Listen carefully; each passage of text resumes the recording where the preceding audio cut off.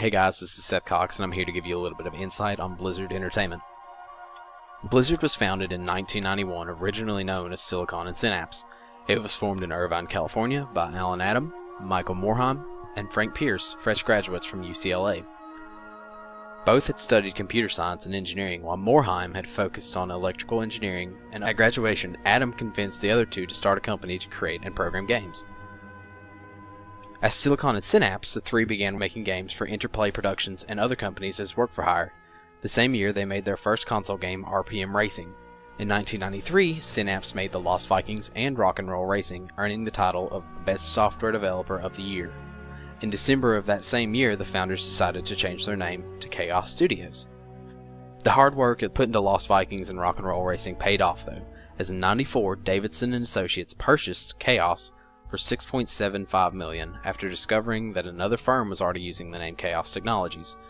The trio brainstormed for a new name.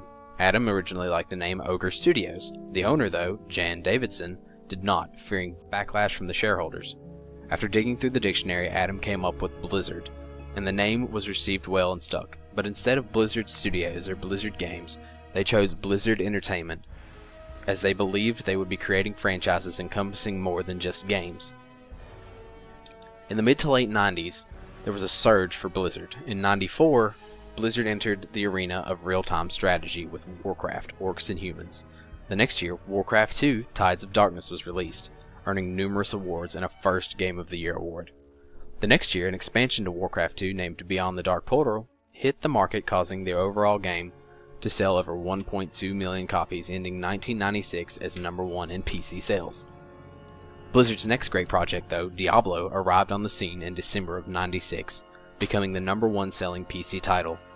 And Blizzard's multiplayer server, Battle.net, was launched to a great success, surpassing 150,000 users in the first month, something that is still in use today, even with the more recent changes to move away from the Battle.net system. A few months later, in March 1998, the next #1 seller game franchise, StarCraft, was released, selling 3 million copies in just 3 months. Its expansion, Brood War, also dominated the #1 spot in PC game sales that year.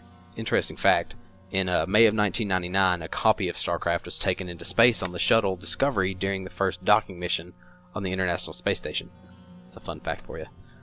The new millennium only solidified Blizzard's gaming position atop the PC gaming world.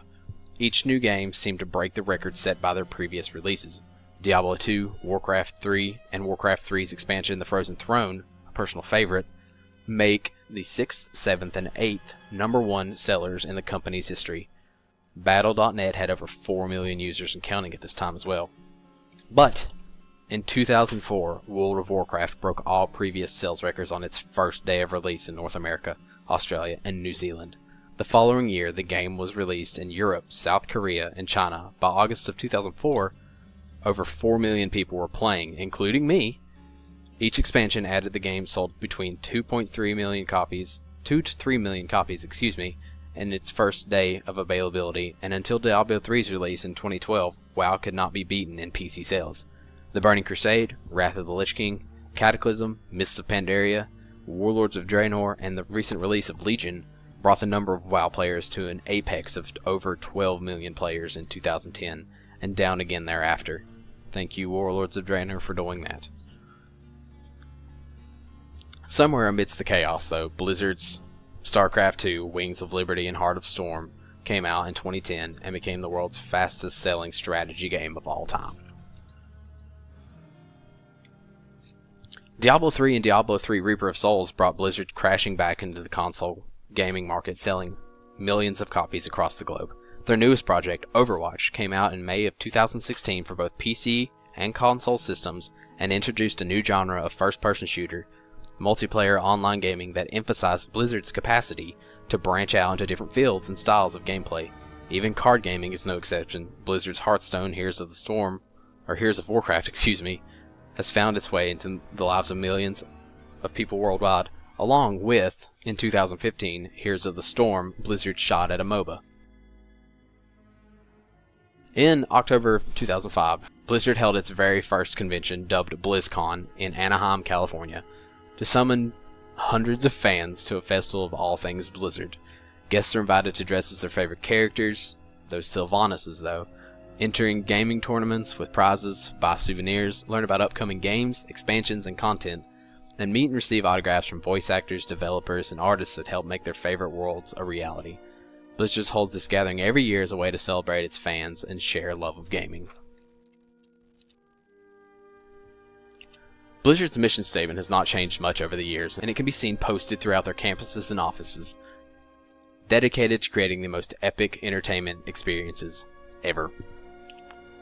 Following and embodying this statement are 8 core values that vitalize Blizzard's every effort. They can also be found throughout the offices and even engraved on a large 12-foot statue of an orc riding a wolf from World of Warcraft on the main campus building.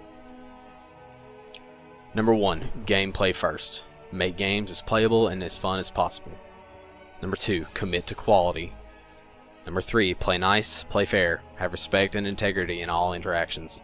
Number 4. Embrace your inner geek. Harness that geeky fire and enthusiasm. Number 5. Every voice matters. Embrace opinions and criticisms. Number 6. Think globally. Number 7. Lead responsibly. Maintain high ethics and professionalism. Number 8. Learn and grow. This is rather self-explanatory. These are values we should all live by. With these values at the heart of the company and the drive of the employees from bottom to top, Blizzard has been named by both Fortune and the Orange County Register as one of the 100 best companies to work for and top places to work respectively. The company has also seen a Company of the Year award from Technology Council and a Best Multimedia Company from SC Software Publishers and Associates. True to the entertainment part of their name, Blizzard has now branched out into the realms of cinema, known for their exceptional animations and high-quality cinematics. It was only a matter of time and contract negotiations. On July 10th, 2016, Blizzard and Legendary Pictures released Warcraft the Movie, a 3D epic adventure conflict between the Human Alliance and the Orc Horde based on the premises of the first game, Warcraft: Orcs and Humans. The movie was directed by Duncan Jones and written by Jones, Chris Metzen, a personal favorite, and Charles Leavitt. Despite less than positive critic reviews and a low domestic box office turnout, the movie grossed over $433 million worldwide on a $160 million budget and outdid Prince of Persia: The Sands of Time as the best cinema adaptation of a video game in history. Personally, I thought it was really good. As of 2016, Blizzard has produced 19 #1 best-selling games, has over 4,000 employees, and received multiple Game of the Year awards and acclamations per title. Each primary franchise has a voracious following and a number of fans in the millions. Each game that Blizzard fabricates comes with an unspoken assurance of quality and playability.